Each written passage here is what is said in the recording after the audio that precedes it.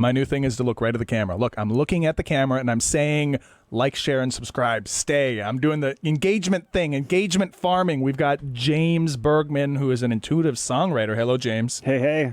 So, James, we are talking Fargo Fun here. That's the segment. You can read it on the title of the clip, so you know it's fun. But you stayed because I'm looking at the camera. Now you're staying, and that's going to help with engagement. You've got Peace in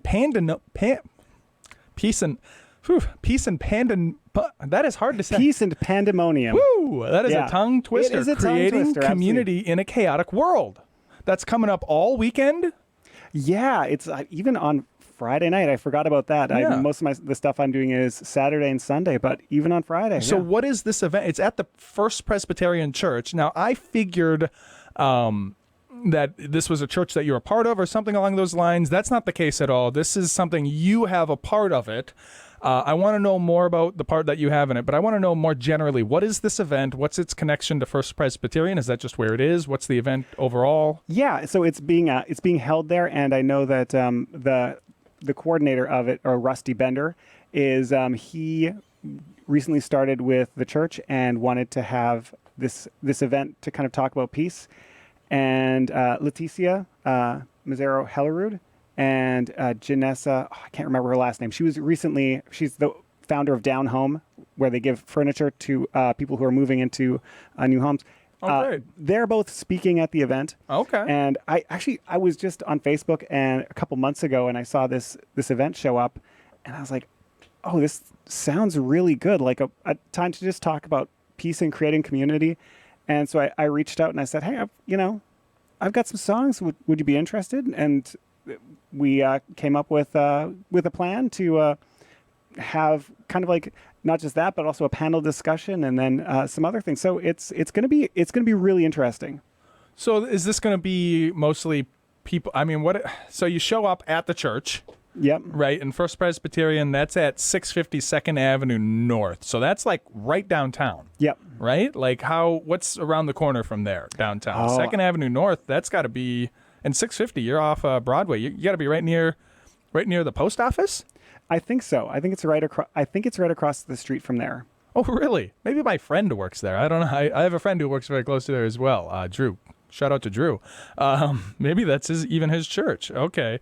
So parking there can be a little spotty but the post office is closed. So there'll be plenty of parking. Okay. Yeah. And then you come, well, no, where's the sanctuary in relation to this? Oh, I'm not even certain. I don't think I've actually been in the space. Okay. So I couldn't tell you for sure. Okay. So you've just signed up blind. You're not even, but you're ready to go.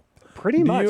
I think I love being able to fly by the seat of my pants. Yeah. Like being able to do stuff on short notice is kind of my jam. Oh, so okay. It feels like for a long time had this mindset of if it's not happening right now, it's not happening. Wow. And that took a long time to kind of, to get rid of. But the remnants of it have become sort of a strength where it's just like, oh, yeah, you need me? I can be ready in 3 days or whatever that looks like. It ties really well with our mutual friend, Jessica, who is also, so and I've been actually toying with the idea. So I do so many things. I do real estate. I do consulting for the SBDC for small businesses. Oh, cool. I own a bookkeeping company. I run a few other things. And I am just like, if you were to sum up Conrad, it's like just discipline, like robot-like discipline and logic. Like I'm barely even human, right? So I am the absolute opposite. And so I really appreciate people like you and Jessica who are the yin to my yang because Right. the idea of, I don't know, and I'm just, whatever, if it's not happening now, it's not happening. It just makes me anxious just even picturing it. So but you must have, to reach out to them, you must have some sense of foresight to say, I want to be a part of this. What was it that they had going on that made you so excited to be a part of it? Just because they're just talking about peace? I think that's a part of it. I think I love being in these spaces where you can connect with people and create community.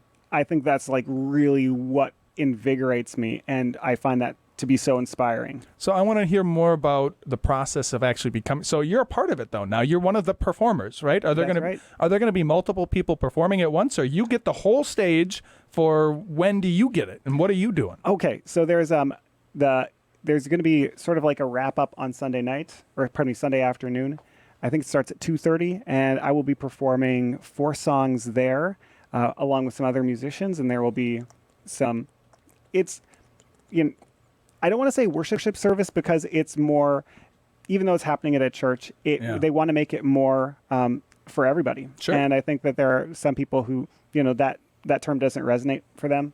And so, but being a part of that event, and then on Saturday in the afternoon at 2:30, I'll be doing kind of like a presentation / conversation about some of the songs I've written about peace, being able to share some of those and talk with people about the stories behind them. And prior to that, I think it's at 10:30, something like that, in the morning. I'll be participating in a panel discussion, kind of talking about just what's a response that we can have to white nationalism in a way that kind of promotes peace and, dissipates fear, but, addresses just kind of the gravity of the situation we find ourselves in right now. That's interesting. So where does this love of peace come from? How long have you had that? What is it that, is it just something you feel inside, or was there something where you were able to finally articulate it as like, oh, peace is my thing, or how did that come about? That's a great question. So I grew up in Canada, in Steinbach, Manitoba, which is a small Mennonite community about 45 minutes southeast of Winnipeg. You grew up Mennonite? I did, yes. Oh, my goodness. Okay. And if a lot of people don't know, I mean, I think when people think Mennonite, they probably think Amish, which is one of the more strict sects of being a Mennonite. But there's all kinds. Around here, we have the Hutterites. Yes. Was yours similar to the Hutterites, or what was? So no, it's a very broad spectrum. So there's there's horse and buggy Mennonites, Yeah, so yeah. That's their whole, like Amish. You think that? And then there's also peace and justice Mennonites. That can be a very liberal theology. I grew up kind of like right in the middle. Sort of, I joke, hell and brimstone Mennonites. That's the ones we were. Okay. Not really. That's kind of tongue in cheek. But I think growing up in that Mennonite community, seeing a little bit of everything. There are people who have more open viewpoints. There are some people who are those are the people who on the horse and buggy, or the people who have to wear a hat all the time, or whatever that looks like. It always looked like, there are people who are more conservative than us as well, so we must be middle of the road. But I'm starting to realize, or like over the last couple years, I've started to realize that, there's a lot to look at in that heritage that gives us a lot to be thankful for. Like I think about Amish and like being tied to the land and being able to appreciate the heritage that we come from, but then also looking at some of the more liberal theologies that look at peace and justice and nonviolence as, integral parts of that faith. And I feel like I didn't learn about that whole peace and justice thing quite as much while growing up until I went to Canadian Mennonite University in Winnipeg. And then starting to understand peace and justice, and like we've got classes talking about peace and justice and what that looks like. And so being able to understand that as being a piece of my identity or my heritage felt pretty natural after a while. Yeah. Okay. Well, that's. I mean, you've got quite the background. All of that. I didn't realize you were Mennonite. That's something else. So, one more time, let's plug the event to make sure people know when and where that is, and then we're going to move on to our next segment. All right, yeah, so it's Peace and Pandemonium. It is this weekend at First Presbyterian Church. I think you've got the address in front of you. I think I might point it to you. 650 2nd Avenue North in Fargo. Yeah, so take a look online, sign up, and I hope to see you there. Fantastic. We'll come right back with Fargo Fresh, so don't go nowhere.